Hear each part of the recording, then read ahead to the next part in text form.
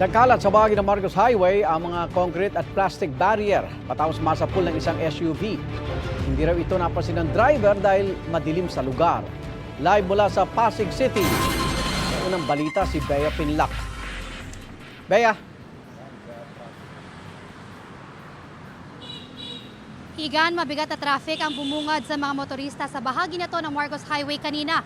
Matapos yan araruhin ng isang SUV ang ilang plastic at concrete barrier. Ang SUV na minamaneho ng isang senior citizen, tumagilid pa.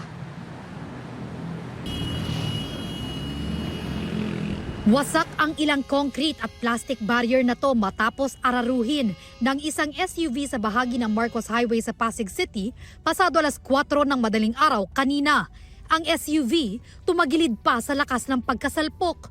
Hindi naman nasugatan ang senior citizen na nagmamaneho ng sasakyan.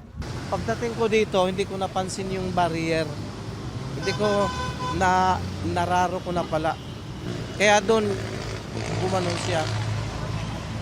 Buti nga walang nangyari sa akin eh. Karaniwan na raw niyang ruta ito pauwi sa Antipolo na aniyay may madilim na parte.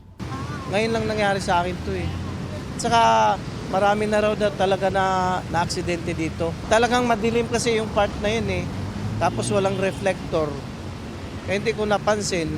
Ayon sa mga rumesponding MMDA officer, 4 na concrete barrier at 2 plastic barrier ang natumbok ng SUV. Tumawag po, nagkalat po. Kaya medyo nagkaroon po kanina ng volume ng sasakyan kasi hindi agad nakakalusot.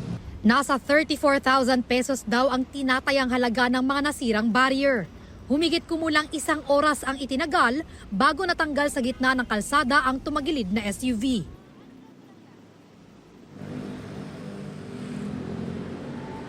Igan, sa mga oras na to ay medyo nagluwag na ang daloy ng trapiko, pero ingat pa rin po sa mga motorista dahil hanggang sa mga oras na to ay may mga nagkalat pa rin na debris mula dun sa mga nasirang concrete barrier sa kalsada.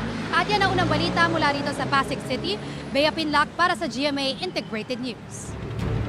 Igan, mauna ka sa mga balita, mag-subscribe na sa GMA Integrated News sa YouTube para sa iba't ibang ulat sa ating bansa.